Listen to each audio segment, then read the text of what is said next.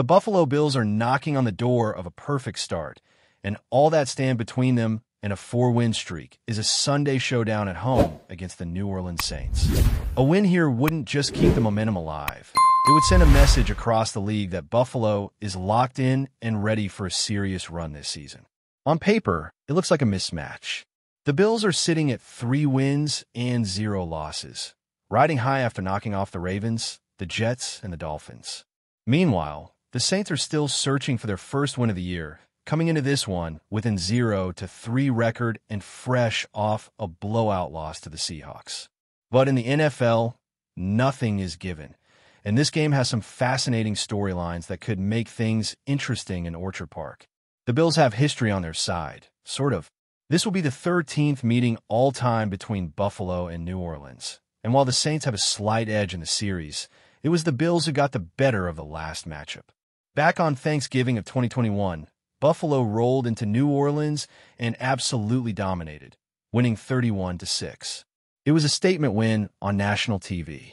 But before that, the Saints had beaten the Bills 5 straight times, all by big margins. We're talking double digits every single time.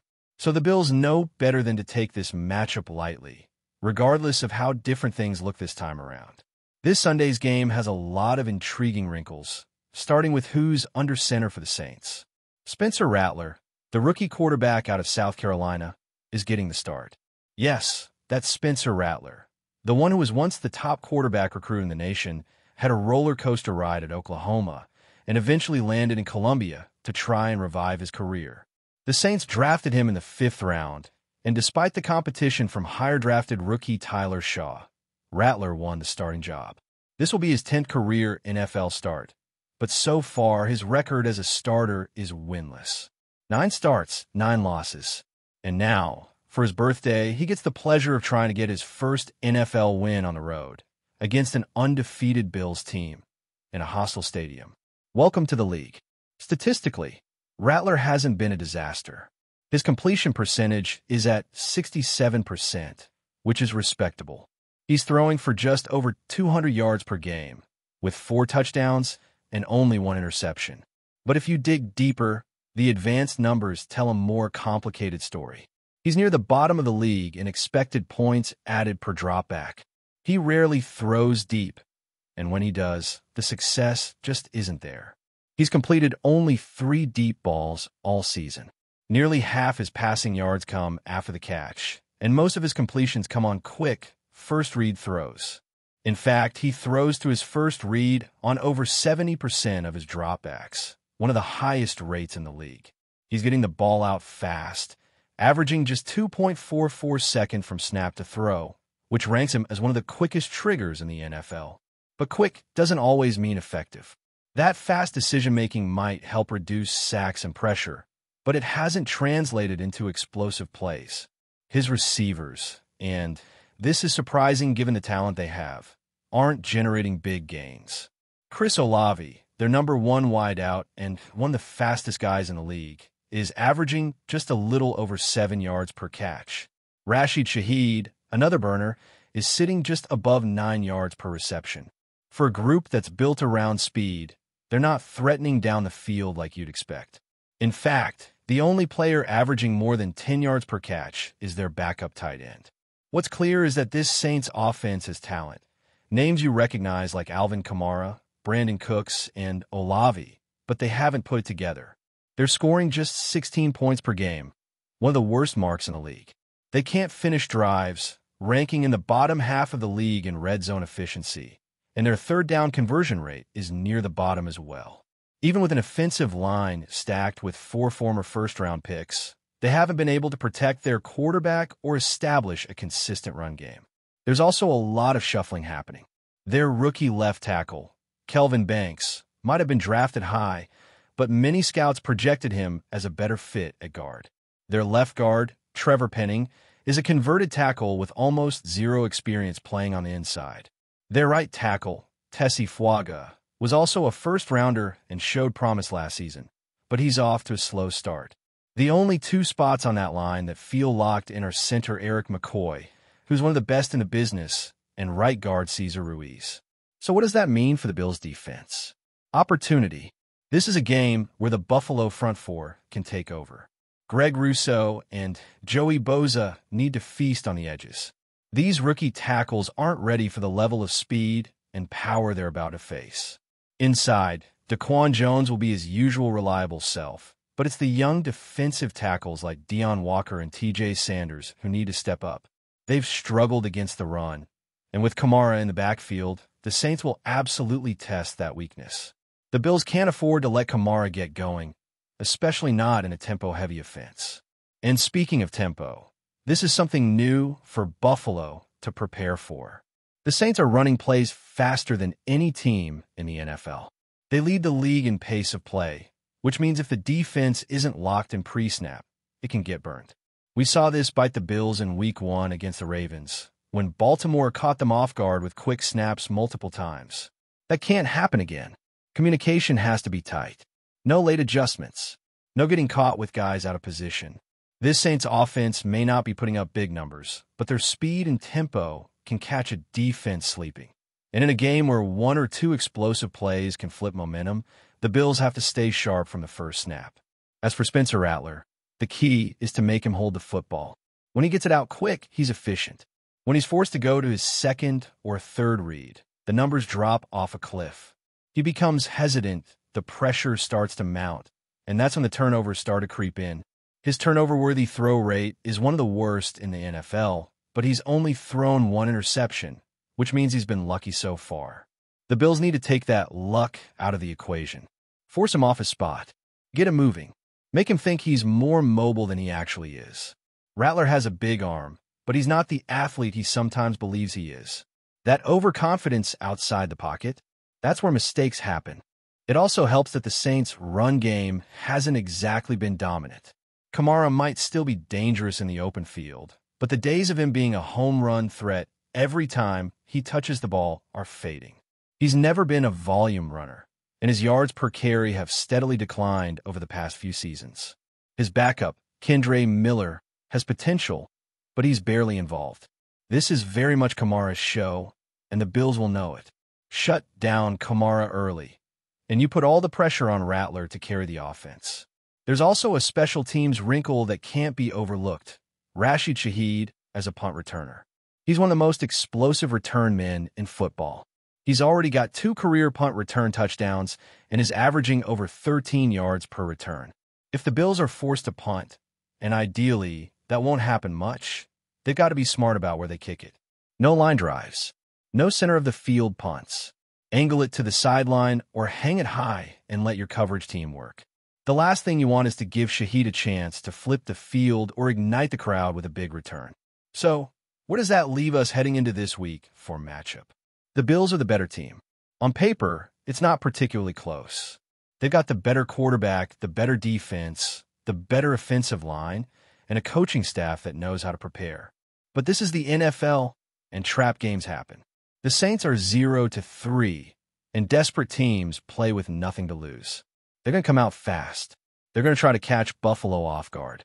They'll use tempo, they'll take some shots, and they'll hope for a few big plays to swing the game. For the Bills, it's about execution. Play your game. Don't get baited into rushing or overcommitting.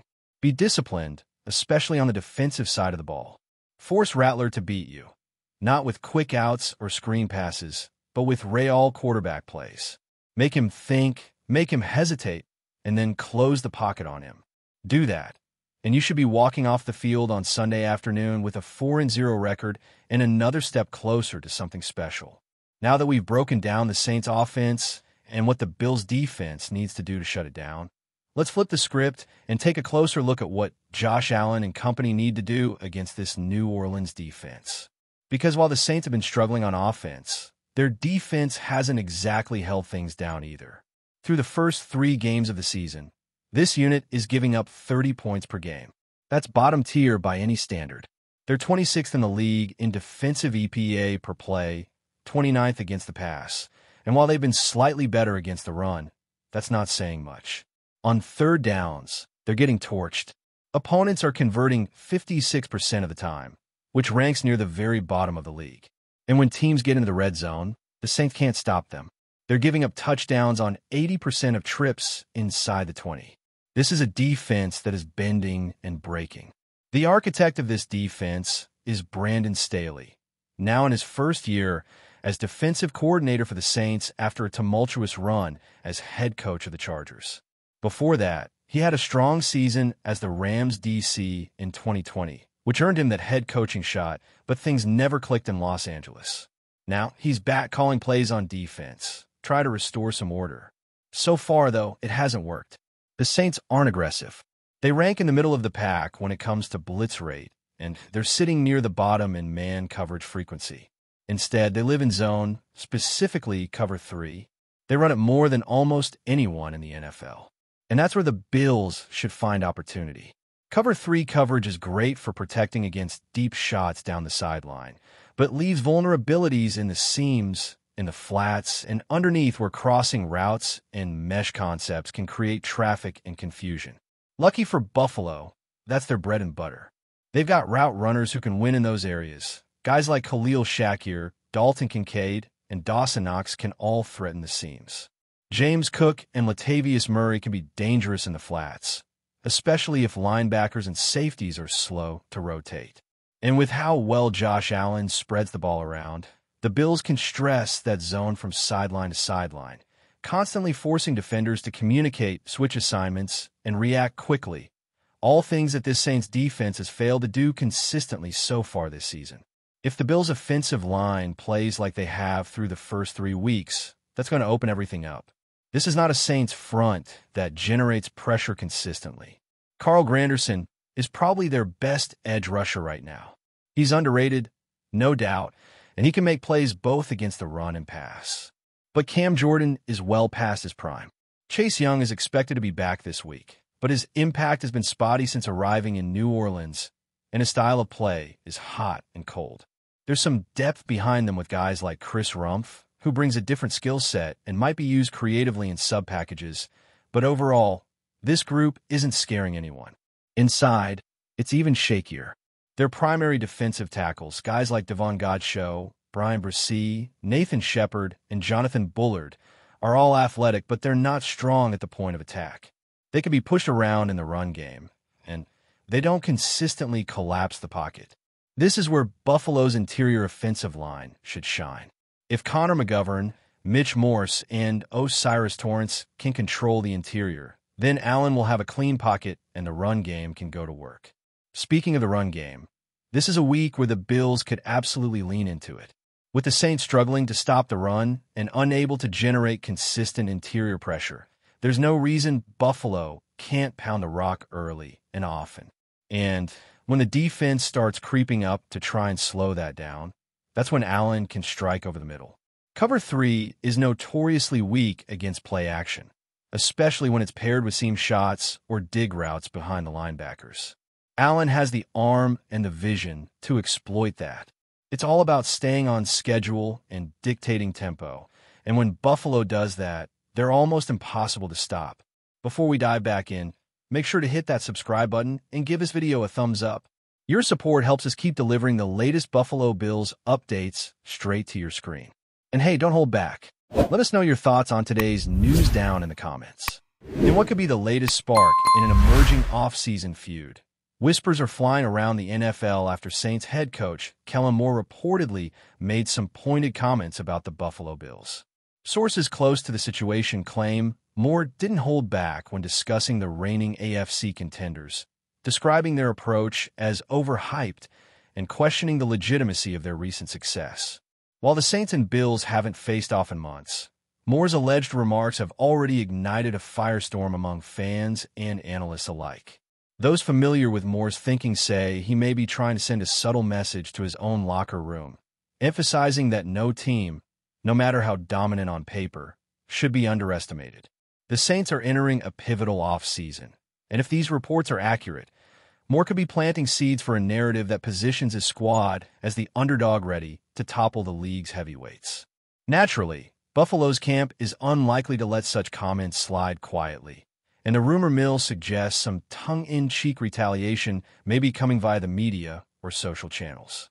NFL insiders point out that Moore's past strategies often rely on psychological edges, And a public dig at the Bills could fit neatly into his broader plan of motivating his players while unsettling opponents. Fans of both teams have been quick to speculate. Some suggest Moore is setting the stage for a potential showdown later this season, while others wonder if these remarks are simply a smokescreen to disguise his team's real intentions. While no official statements have been released by the Saints or Bills organizations, the buzz is already palpable. Social media is abuzz with screenshots of interviews, quotes being dissected, and hot takes predicting a brewing rivalry that could define the next NFL season. Whether Moore's words carry any weight on the field remains to be seen, but one thing is certain. The rumor mill won't quiet down anytime soon, and Saints-Bills fans alike are bracing for what could become one of the league's most talked-about storylines. As of now, the comments remain unverified in any formal press release, leaving room for speculation, exaggeration, and the kind of heated debates that fuel NFL off-season chatter. But for those who thrive on drama and potential rivalries, Kellen Moore's alleged critique of the Bills is a headline that promises more than just talk. It hints at the fireworks that could erupt when these two teams finally meet. That's a wrap for now. If you enjoyed the video and want to stay on top of all things Buffalo Bills, make sure to subscribe and hit that like button. We'd love to hear what you think in the comments. See you in the next update.